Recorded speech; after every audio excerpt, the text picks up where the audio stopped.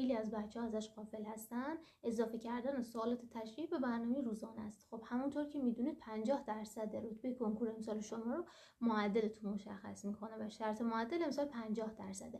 بنابراین به همون میزانی که من به تست زدن و تست کار کردن اهمیت میدم، باید به تشریح خواندن هم اهمیت بدم.